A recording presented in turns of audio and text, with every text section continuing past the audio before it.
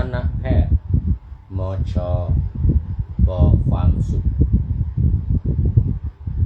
ให้ความทุกข์คลายป่วยช่วยเต็มที่คณะแพทย์มช.ก่อความดีชุบชีวีชื่นชีวิตจิตเบิกบานคณะแพทย์มช.รุ่นต่อรุ่นได้สร้างคุณประโยชน์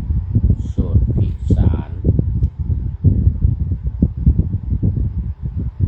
คณะแพทย์มช.ก่อบุญทานอภิบาลคณะสงฆ์ผู้ทรงคุณ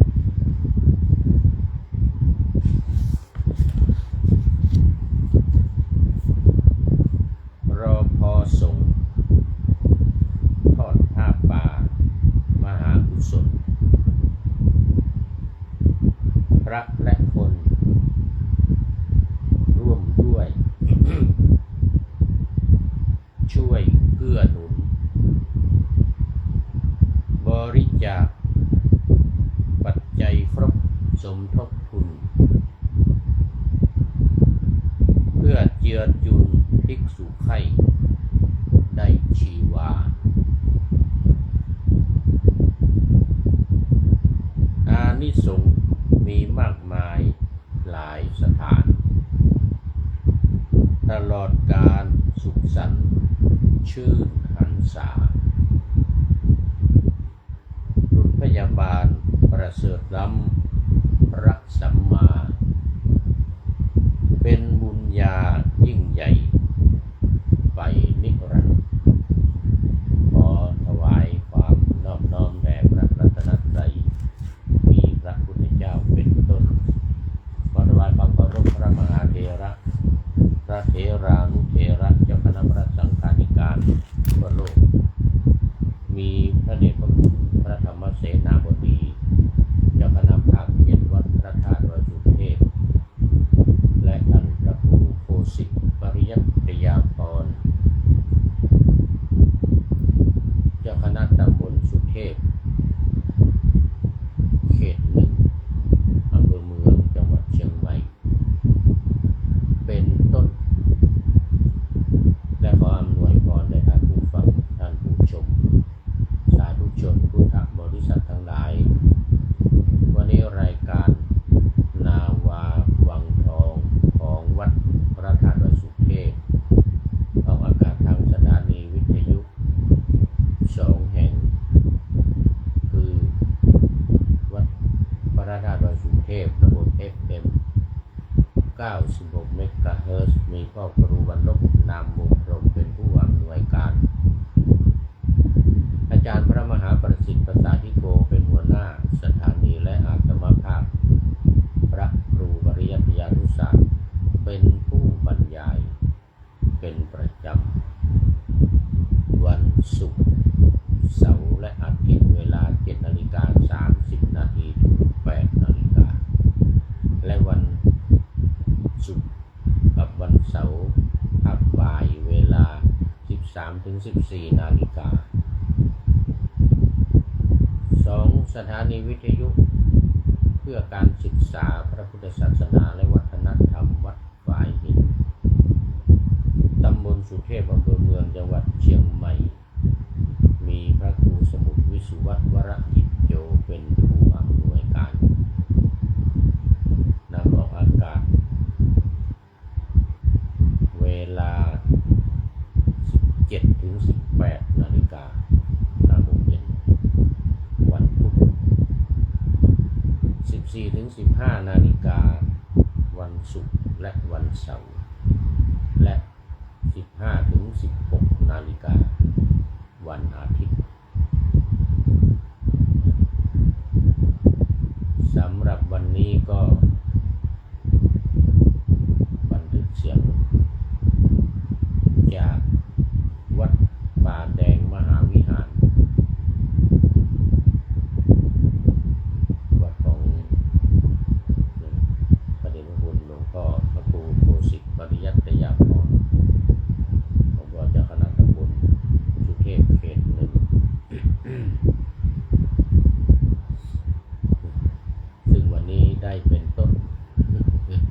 ร่วมกับพระเดชพระคุณหลวงพ่อพระธรรมเสนาบดีวัดพระธาตุดอยสุเทพเป็นเจ้าของรายการนาวาวังทองวันนี้ก็ดึกหน่อยมันไม่หน่อยนะ4 ทุ่มกว่า4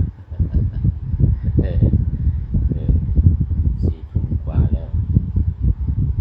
เนื่องจากว่าวันนี้เดินทางจากวัดดอยสุเทพลงมาในตอนเย็นอาจารย์ผู้ช่วยศาสตราจารย์ดร.เยื้องปั้นเล็งเพชรได้รับมาตอนเย็นนี้คืนนี้ก็จะพักผ่อนอยู่ที่วัดป่าแดงแห่งนี้แล้วพรุ่งนี้จึงจะไปร่วมงานบำเพ็ญกุศลทักษิณานุปทานในงานครบ50 วันของอาจารย์รองศาสตราจารย์ดร.อินถาที่วัดศรีปันเงินอำเภอสันป่าตอง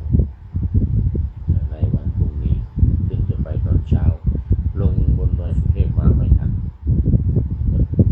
เพราะว่ามันมีรถไม่มีรถตอนเช้าเลยนะปกติก็ลงมารถของวัดพระธาตุดอยสุเทพช่วง10 โมงก็จึงไม่ทันวันนี้ก็มาค้างที่นี่แล้วก็แต่นี่มันยังเหลือรายการยังค้างรายการที่จะต้องบันทึกอยู่อีก2 รายการ2-3 รายการเลยนี่เพราะฉะนั้นวันนี้ก็จะต้องนอนดึกหน่อย FC ทั้งหลายก็คงจะเงียบ เพราะว่ามันดึกแล้วไม่เป็นไรวันนี้ก็พูดให้ผีฟังดูก่อนผีวัดป่าแดงนี่มีฟังอยู่แต่แล้ววันพรุ่งนี้นำออกอากาศจึงจะให้ญาติโยมฟังกัน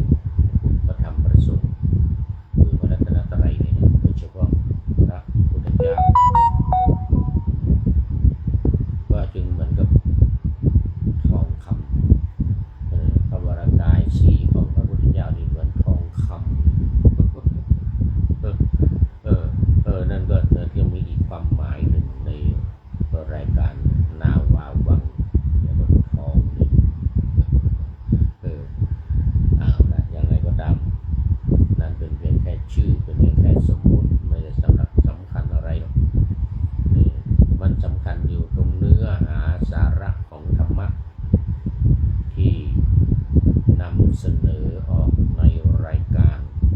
สำหรับให้ท่านผู้ชมท่านผู้ฟังได้บูชากันได้รับฟังรับชมแล้วก็บูชาพระพุทธเจ้าแต่ว่าการบูชาเนี่ยมันมีอยู่สองอย่างหนึ่งอามิสบูชาการบูชาพระพุทธเจ้าด้วยอามิสสองธรรมบูชา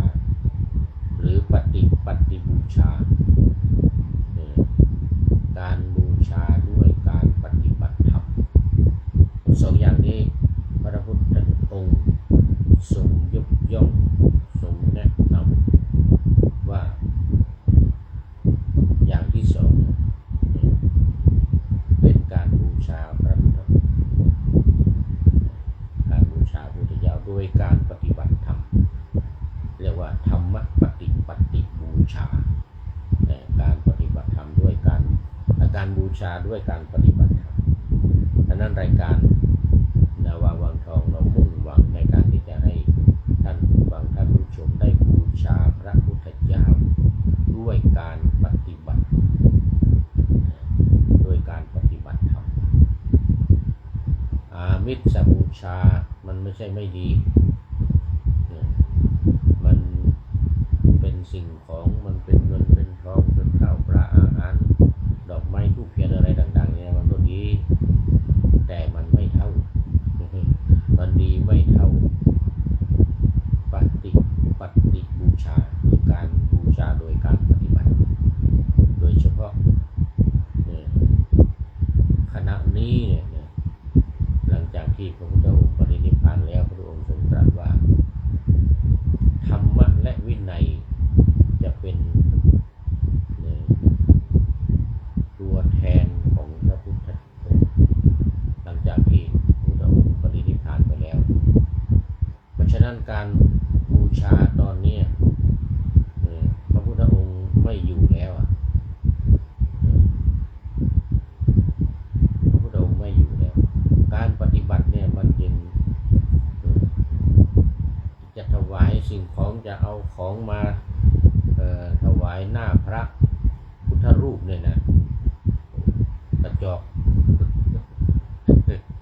เอาข้าวปลาอาหารเอาเงินเอาทองเอาอะไรมาบูชาที่หน้าพระพุทธรูปนี่นะสู้ไม่ได้สู้การปฏิบัติไม่ได้เรื่องนี้พระพุทธองค์ได้ทรงแนะนำภิกษุทั้งหลายในคราวที่มีภิกษุรูปหนึ่งชื่อธรรมรามะนะธรรมรามชื่อธรรมรามเนี่ยธรรมรามเนี่ยผู้ยินดีในธรรมได้ปฏิบัติธรรมแล้วไม่ไปร่วมกับภิกษุทั้งหลายคือหลังจากที่พุทธองค์ประกาศว่าอีก4 เดือนจะปรินิพพานภิกษุทั้งหลายก็พากันไปประชุมนุมกันห้อมล้อมพระพุทธเจ้าแล้วก็ไปชุมนุมกันที่นั่นที่นี่ว่าจะทำอย่างไรบางคนก็อาราธนาพระพุทธเจ้าให้อยู่ต่ออย่างนี้นะมีพระอานนท์เป็นต้นนะพระอานนท์พอเห็นแผ่นดินไหวก็เข้าไปกราบพระพุทธองค์ถามพระพุทธองค์ก็ว่าเราจะปรินิพพานแล้วอีก4 เดือนเนี่ยได้โปรงพระชนมายุสังขารแล้วนะอานนท์ก็ร้องไห้แล้วก็กราบทูลพระพุทธองค์ขอพระองค์เนี่ยอยู่ต่ออีกถึง120 ปีเลยนะ1 กับพระองค์แต่ว่าช้าไปแล้วอานนท์ตถาคตให้โอกาสให้10 แนวว่าไงนะ16 ตำบลว่ะ16 ที่ว่าตถาคตเนี่ยพูดทางการนนฟังกันถ้าปฏิบัติอิทธิบาท4ก็จะมีอายุได้1 กับอยู่ได้ถึง1 กับคือ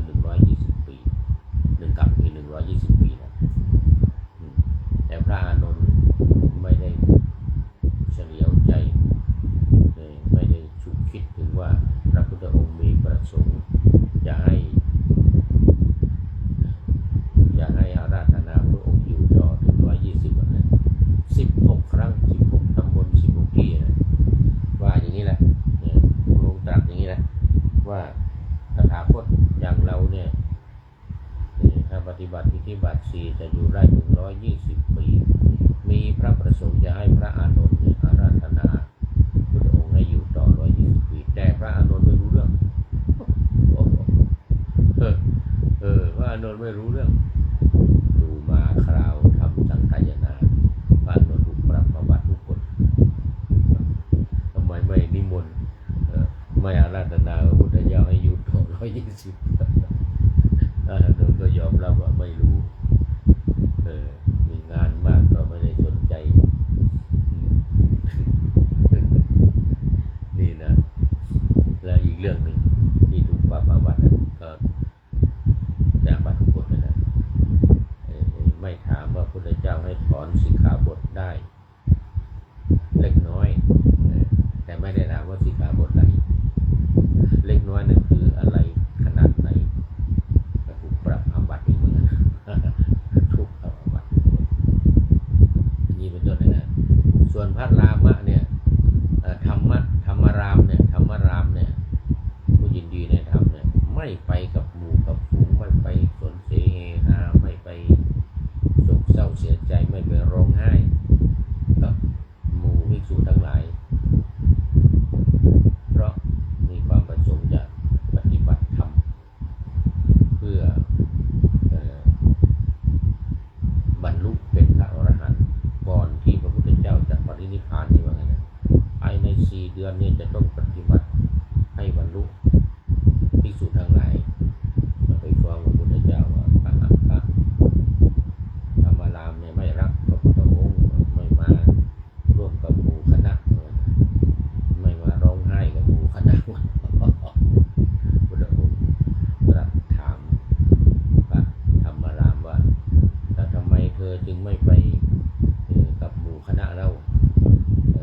พระธรรมรามบอกว่ากราบทูลพระพุทธองค์ว่าข้าพระองค์เนี่ยเป็นปุถุชน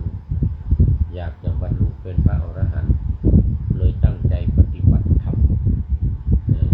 เพื่อให้บรรลุก่อนที่พระพุทธองค์จะปรินิพพานโอ้พระพุทธองค์ทรงสาธุการใหญ่ใน3 ครั้งสาธุสาธุสาธุเสียงดังลั่นไปหมื่นจักรวาลพระองค์สาธุให้พระธรรมรามนี่นะแล้วก็ตรัสกับภิกษุทั้งหลายว่าภิกษุทั้งหลายผู้ที่ภิกษุที่จะบูชาเราต้องบูชาเหมือนกับต้องทำเหมือนกับพระธรรมรามนี้คือปฏิบัติธรรมเพื่อให้บรรลุเนี่ยที่ต้องอย่างนี้ว่าไอ้ที่จะมาร้องไห้ร้องห่มมาประชุมชุมนุมห้อมล้อมกันอยู่อย่างเนี้ยสอบถามกันอยู่อย่างเนี้ยไม่มีประโยชน์อะไรไม่รักเราหรอกไม่รักเราจริงอย่างนี้รักเราจริงเลยนะอย่างธรรมรามเนี่ยรักเราจริงเลยนะ2-3 ลูกภิกษุที่มากราบทูลพระพุทธองค์ต้องไปหาหมอรีบไปหาหมอเลยปรากฏว่าหมอไม่รับเย็บหน้าแตกโอ้หน้าแตกเลยไปฟ้องพระพุทธเจ้าเลยนะพระธรรมรามเลยได้รับการยกย่องว่าอย่างนี้แหละผู้ที่จะบูชาเราเนี่ยต้องบูชาด้วยการปฏิบัติธรรมอย่างนี้ตอนนี้ขอต้อนรับคิมโซเฟียอันนี้เป็นชีใหม่นะนี่คิมโซเฟียนี่เดี๋ยวต้องเขียนไว้ก่อนความจริงเป็นลูกศิษย์เก่าเป็นลูกศิษย์เก่าสมัยเรียนอยู่มจร.จากเดี๋ยวประเทศกัมพูชาดูเป็นพระด้วยถูกต้องแต่ชื่อนี่น่าจะเป็นเกาหลีคิมนี่นะเหมือนกับคิมจองอึนนี่ประธานาธิบดีของเกาหลีไม่ทราบว่ากัมพูชาจะ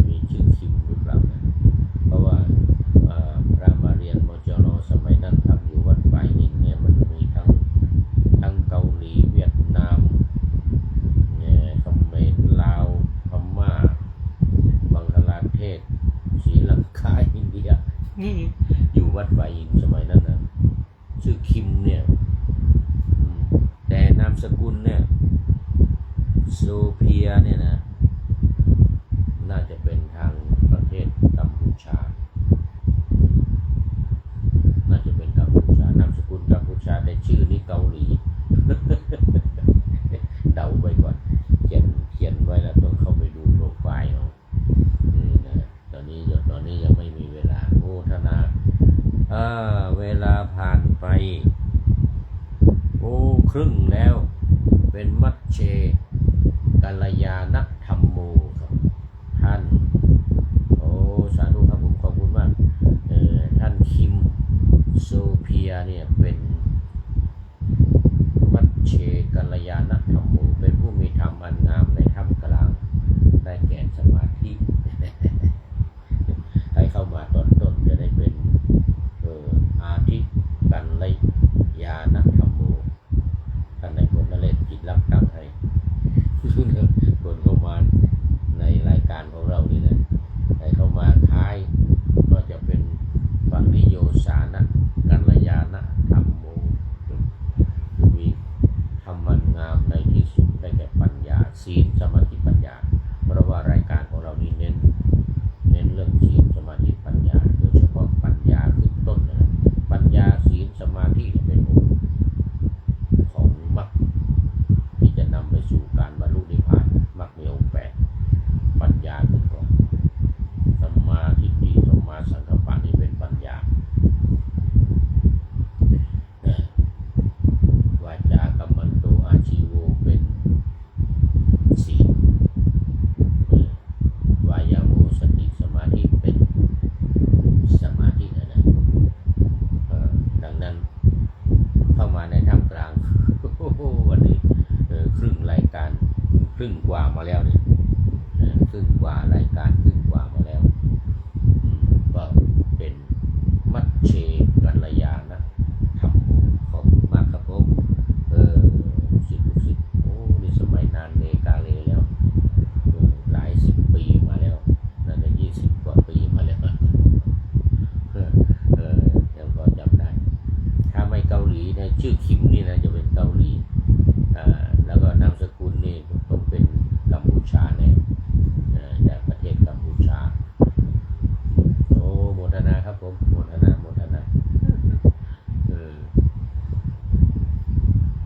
ส่วนใหญ่จะพูดภาษาไทยไม่ค่อยได้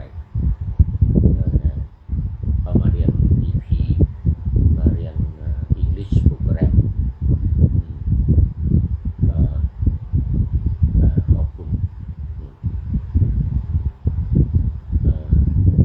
so much thanks ว่าเป็นภาษาอังกฤษเพราะตอนนี้มันดึกแล้วFC ในเมืองไทยหายเงียบหมดแล้วหลับหมดแล้ว เหลือแต่ท่านอื่นๆต่างประเทศ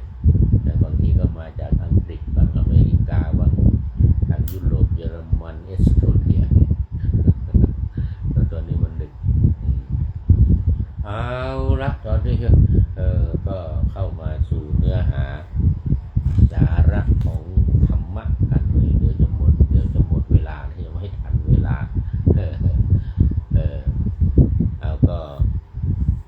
นี่นะวันนี้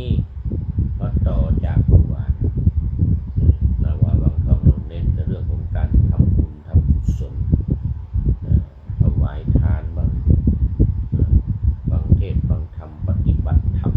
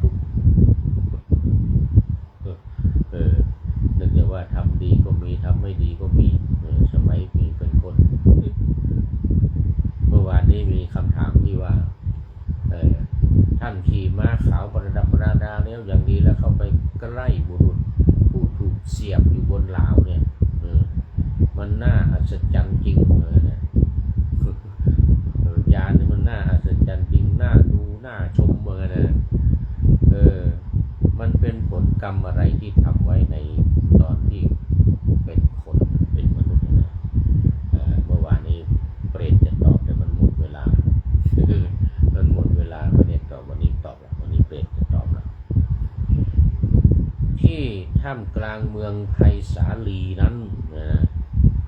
มีหลุมที่หนทางลื่นๆหลุมนะมีหลุมที่หนทางลื่นๆน่าจะหน้าฝนเหมือนตอนนี้นะฝนตกน้ำแต่ทางลื่นข้าพระองค์มีจิตเลื่อมใสจึงใส่หัวโคหัวหนึ่งลงไปในหลุมใช้เป็นสะพานใช้เป็นสะพานคนทั้งหลายพวกข้าพระองค์เท่าไหร่ก็พากันเหยียบสะพานนั้นข้ามไปเหมือนกันนะและคนอื่นๆเนี่ยนะพากันเหยียบหัวโคนั้นน่ะมันจะหัวใหญ่นะเหยียบข้ามไปเลยนะเพราะนั้น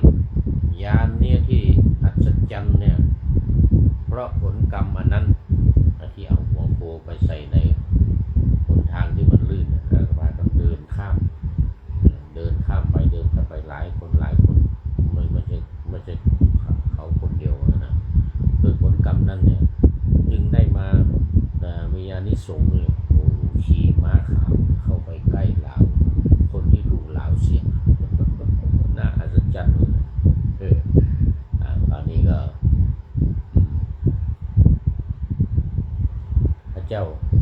อัมพสัคระฤชวีก็ตรัสถามอีกว่าท่านมีรัศมีกายสว่างไสว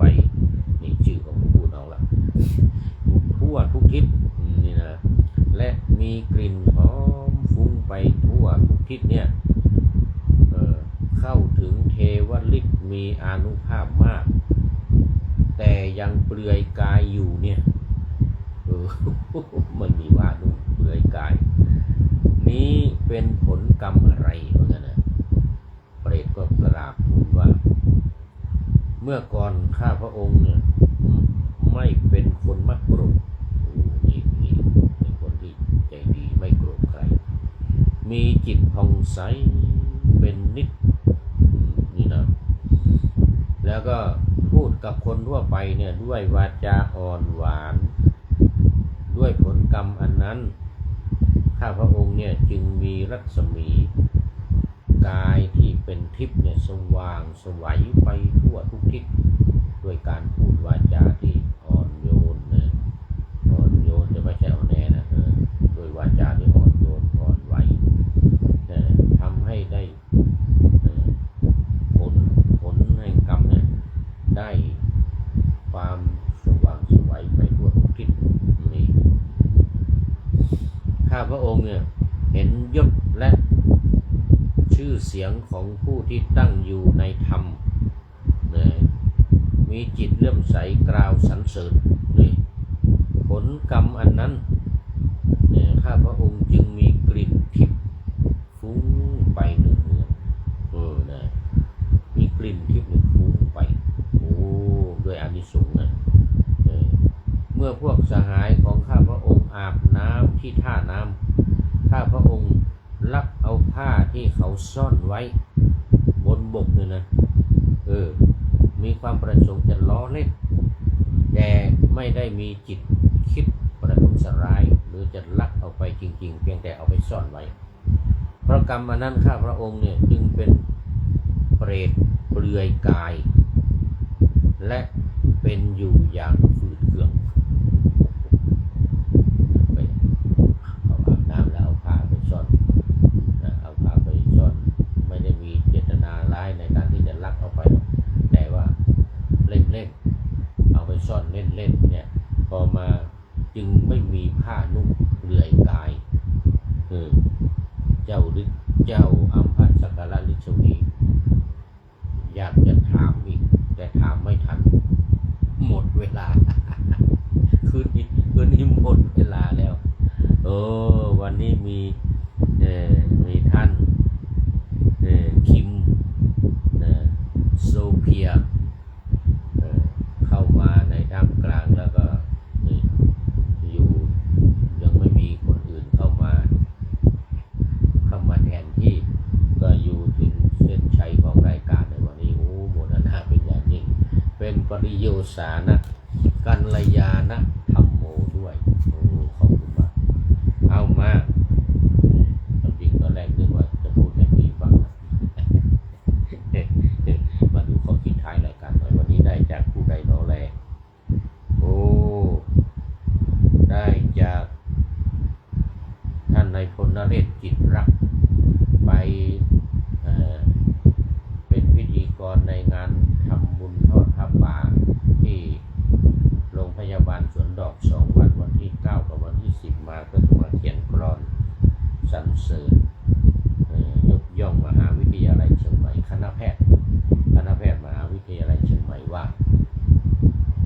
ณะแพทย์มช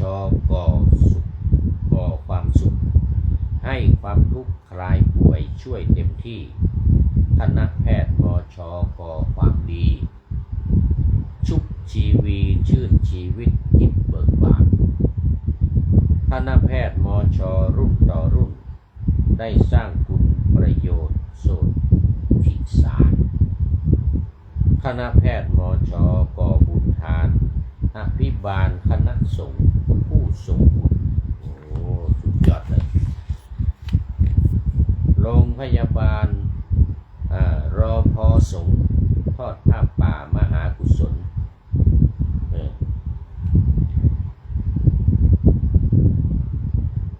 พระและคนร่วมด้วยช่วยเอื้อหนุนบริจาคปัจจัยครบสมทบทุนเพื่อเจือจุนภิกษุไข้ได้ชีวาโอ้โหสุดยอดเลยอานิสงส์มีมากมายหลายสถานตลอดการสุขสันต์ชื่นหันษาบุตรพยาบาลประเสริฐล้ำพระสัมมาเป็นบุญญายิ่งใหญ่ไปนิรันดร์ในสุดทุกคราวนี้เฉพาะของคณะสงฆ์อำเภอเมืองเนี่ยเฉพาะของคณะสงฆ์อำเภอเมืองพร้อมด้วยศรัทธาญาติโยม1 ล้านกับ 3,000 กว่าบาท1 ล้านกับ 3,000 กว่าบาทเฉพาะนี่ยังไม่ได้นับของคณะสงฆ์จากอำเภอรอบนอกอำเภออื่นๆจังหวัดอื่นๆที่มาร่วมนะจังหวัดลำพูนจังหวัดแม่ฮ่องสอนจังหวัดเชียงรายลำปางแพร่น่านมารวมกันอีกนะได้1 ล้านอันนี้เฉพาะของคณะสงฆ์อำเภอเมืองเนี่ยอันอื่นมันยังไม่ได้นับนับเฉพาะของตัวเองคณะสงฆ์อำเภอเมืองนี่นะท่านเจ้าคุณพระภาวนาธรรมาภิรัตน์วัดรักเมืองเป็นประธานของคณะสงฆ์อำเภอเมือง1,3,600 กว่าบาทโอ้ขอโมทนาเป็นอย่างยิ่งโมทนากับท่านนายพลนเรศจิตลักษณ์ที่นำเอาข่าวสารการกุศลที่ได้ทำกันมาทอดข่าวผ่าเมื่อวันที่9วันที่10ที่ผ่านมาไว้ณที่นี้เป็นอย่างยิ่งขออำลาขอนำนาวาวังทองไปก่อนแล้วจะย้อนมาใหม่ในวันหน้าคือวันพุธศุกร์เสาร์อาทิตย์ตามตารางเวลาที่วางอยู่ข้างในเป็นธรรมะจากพระราชวังเป็นนาวาโด่งดังสว่างไสวเป็นทองคำล้ำค่ากว่าสิ่งใดชุบชีวิตจิตใจให้ใสงามขอเชิญท่านทั้งหลายนำไปท่องตามคุณของพระรัตนสามพุทโธเมนาโถธัมโมตามสังโฆเมนาโถยามภาวนาว่าบ่อยๆซ้ำๆจำในจิตจนมันติดในใจไม่หายหน้านอนนั่งยืนเดินจำทุกเวลาตั้งแต่ตื่นขึ้นมาถึงหลับไปขอทุกท่านได้ผลจากปฏิ